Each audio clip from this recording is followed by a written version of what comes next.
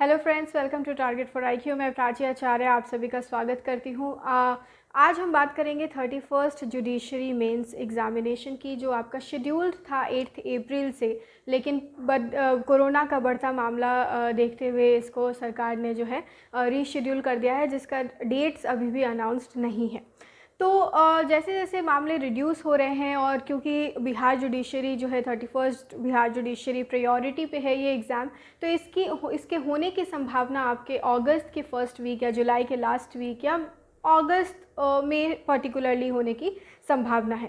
तो इसको देखते हुए हमने आंसर राइटिंग का जो टेस्ट सीरीज़ है वो स्टार्ट करने का सोचा है। तो टारगेट फॉर आईक्यू लॉन्च कर रहा है 15 जून से टेस्ट सीरीज़ आपका बिहार जुडिशरी मेंस का इंग्लिश मीडियम में। तो इसमें आप पहले देख लीजिए कि आपको किस तरीके से क्वेश्चंस प्रोवाइडेड होंगे। जो प्रोसीड्यूरल लॉज है, क्योंकि ये जो है आपका सारे लोगों के लिए कंपलसरी पेपर है, तो इसके आपको 4 पेपर मिलेंगे। बाकी सब में से जो है कॉन्स्टिट्यूशनल लॉ का पेपर या प्रॉपर्टी लॉ का, फैमिली लॉ का, कॉन्ट्रैक्ट टॉर्ट और कमर्शियल लॉ, इनमें से आपको 3 सेलेक्ट करने थे, तो उसके भी आपको 4-4 पेपर मिलेंगे। तो अगर ऐसे देखा जाए तो हर स्टूडेंट को 16 पेपर मिलते हैं इस टेस्ट सीरीज़ में।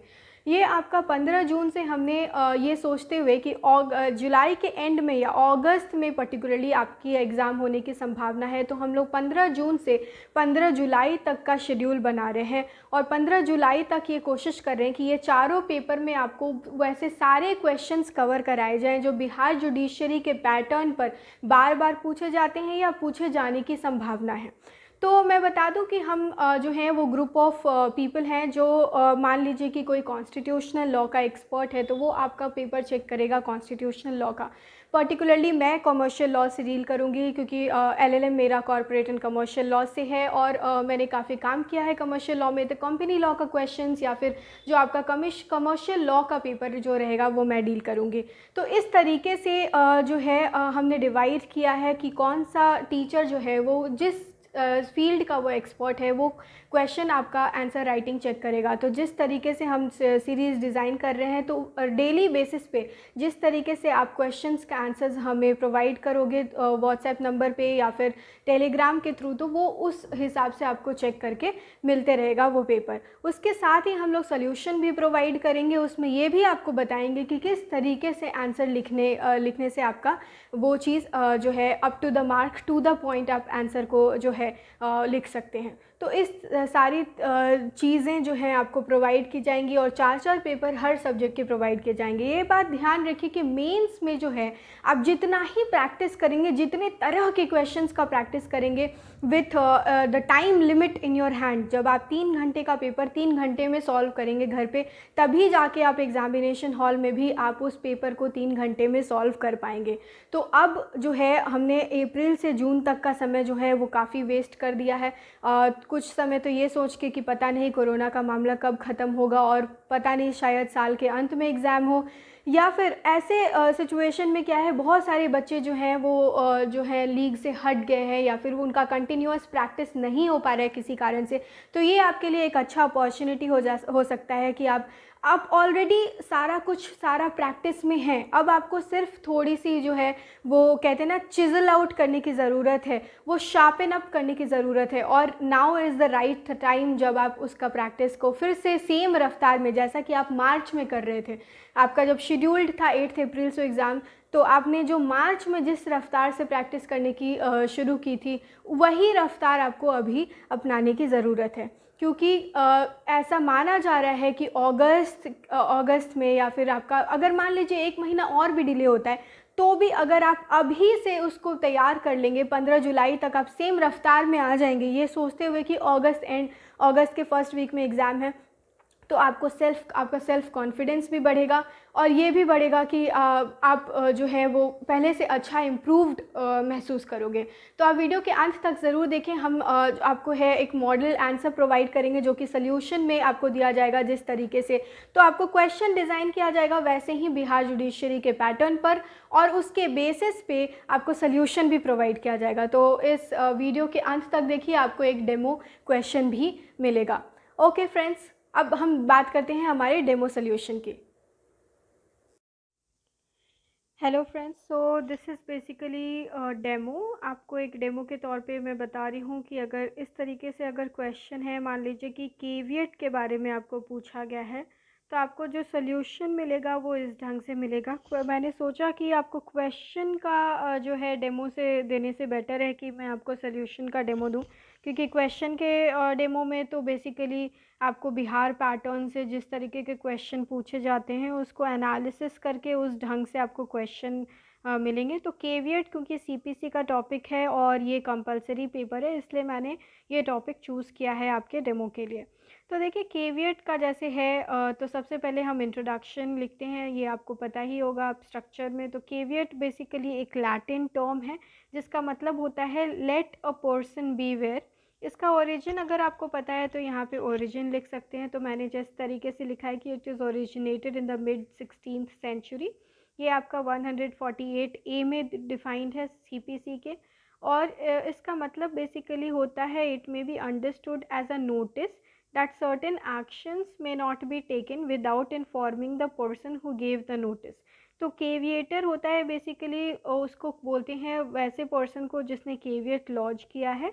और ये बेसिकली वैसे सर्कमस्टांसेस में होता है जब केविएटर को ये लगता है कि उसके एब्सेंस में कोई इंटरिम ऑर्डर पास हो जाएगा और उसका इंटरेस्ट जो होगा वो इफ़ेक्टेड हो जाएगा। तो वो बेसिकली नोटिस देता है, सर्व करता है कोर्ट को और दी एप्लीकेंट। एंड कोर्ट की भी ये ड्यूटी बनती है कि उसको उस बेसिकली जो भी अगर प्रोसीडिंग्स हो रही है तो क्योंकि उसने नोटिस दिया हुआ है तो उसको इन्फॉर्मेशन प्रोवाइड किया जाए उस पर्टिकुलर प्रोसीडिंग की। तो बेसिकली ये कॉशन है, वार्निंग है कि भाई मुझे जो भी प्रोसीडिंग चले वो एक्स पार्टे ना हो और मुझे भी प्रोवाइड किया जाए इन्फॉर्मेशन उस प्रोसीडिंग की। तो इसको बेसिकली केविएट कहते हैं। तो केविएट वर्ड जो है वो देखिए एक्ट में डिफाइन नहीं किया गया है, लेकिन निर्मल चंद वर्सेस गिरीन्द्र नारायण ये जो है कोलकाता हाई कोर्ट का जजमेंट है जिसमें केविएट को जो है डिफाइन किया गया है एज अ कॉशन और warning given by a person to the court. Court को दिया गया एक कॉशन और वार्निंग है कि भाई आप जो है बिना नोटिस दिए हुए केविएटर को या अपॉर्चुनिटी प्रोवाइड किए हुए हियरिंग का आप जो है कोई एक्शन उस जो है या रिलीफ जो है ग्रांट ना की करें अदर साइड को। तो वही लिखा है कि क्वेश्चन और warning given by a person to the court not to take any action or grant relief to the other side without giving notice to the caviator and without affording opportunity of hearing him। ठीक है, इसका object क्या होता है कि अगर मान लीजिए कि एक्स पार्टी डिग्री पास हो गई और उस पार्टी का जो है वो इंटरेस्ट जो है वो साइडलाइन किया गया, उसको तो खबर ही नहीं थी कि ऐसा प्रोसीडिंग भी चल रहा है। तो वैसे केसेस में मल्टीप्लिसिटी ऑफ प्रोसीडिंग होगी, तो उसको अवॉइड करने के लिए। और दूसरा ये कि to safeguard the interest of the caveator against an order that may be passed on an application filed by a party in a suit or proceeding instituted or about to be instituted. तो safeguard करने के लिए interest केविएटर का और avoid करने के लिए multiplicity of proceedings.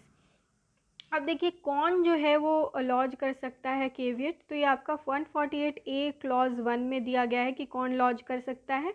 तो ये बेसिकली कोई भी पर्सन लॉज कर सकता है जो इंटरिम रिलीफ जो है एप्लीकेंट के इंटरिम रिलीफ में उसका कोई से है, उसको बेसिकली उसके राइट और इंटरेस्ट डायरेक्टली और इनडायरेक्टली इंटैंगल्ड अगर हैं।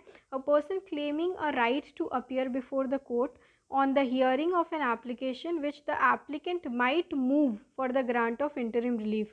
ठीक है, तो वैसे हर पर्सन, क्योंकि ये बहुत ही वाइडली वर्डेड है, तो कोई अगर नेसेसरी पार्टी है या प्रॉपर पार्टी है दोनों ही केस में केविएट फाइल कर सकते हैं। लेकिन इन एनी केस स्ट्रेंजर अगर कोई suit, stranger to the suit cannot file a caveat. Time period जो है आपका दिया हुआ है सबसेक्शन 5 में और 90 डेज़ का वैलिडेशन पीरियड है। 90 डेज़ तक ही वो केविएट जो है रिमेन इन फोर्स होती है। अब देखिए राइट्स एंड ड्यूटीज़ देखते हैं केविएटर का, कोर्ट का और एप्लीकेंट का। केविएटर किसको कहते हैं? जो कि लॉज किया है केविएट। कोर्ट का तो आपको पता है जो वो हियरिंग सुनेगी उस पर्टिकुलर सूट और प्रोसीडिंग में। और एप्लीकेंट जिसको सर्व हुआ है नोटिस केविएट के बारे में। ठीक है, तो केविएटर का क्या ड्यूटी होता है कि वो नोटिस सर्व करे रजिस्टर्ड पोस्ट से एप्लीकेंट को। ऑल्दो ये डायरेक्टरी नेचर का है, it is not a mandatory feature. और कोर्ट को भी ये प्रदान करे वो नोटिस। और कोर्ट का क्या है duty of the court to serve a notice of an application on a caveator, मतलब जो भी सूट और प्रोसीडिंग चल रही है उसके बारे में जो केविएटर को बताया जाए, तो इसके बारे में कोर्ट का ड्यूटी बनता है कि वो केविएटर को भी बता दे। केविएटर का ड्यूटी है कि वो एप्लीकेंट को नोटिस सर्व करे, और कोर्ट का ड्यूटी है कि अगर कैविएट लॉज हुआ है, केविएटर का ड्यूटी है कि वो कोर्ट को और एप्लीकेंट दोनों को ही वैसे नोटिस प्रोवाइड करे कि भाई अगर कोई सूट और प्रोसीडिंग है तो उसका एक्स पार्टे सुनवाई ना हो।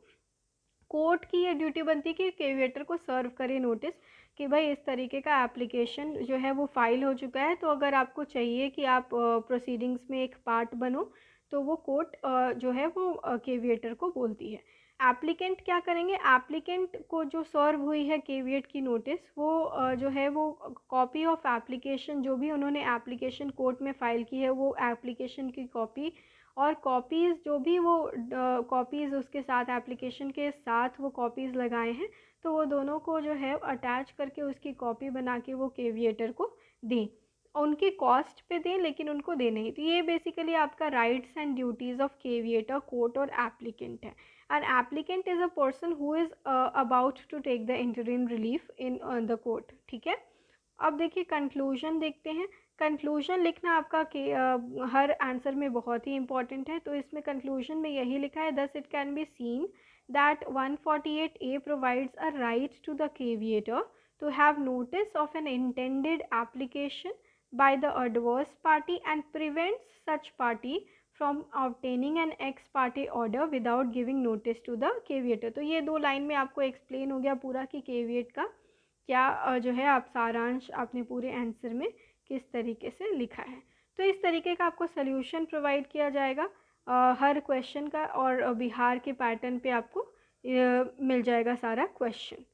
तो अगर आप ज्वाइन करना चाहते हैं हमारे कोर्स, तो डिस्क्रिप्शन में आप देख सकते हैं डिटेल्स, और दिए गए नंबर पे कॉल कर सकते हैं, व्हाट्सएप कर सकते हैं, आप डिटेल्स के बारे में पूछ सकते हैं। और आप अगर आपको लगता है कि आपके प्रैक्टिस के लिए नेसेसरी है, तो मैं तो कहती हूँ कि आपको ज़रूर ही ज्वाइन करना चाहिए। चलिए मिलते हैं नेक्स्ट वीडियो में।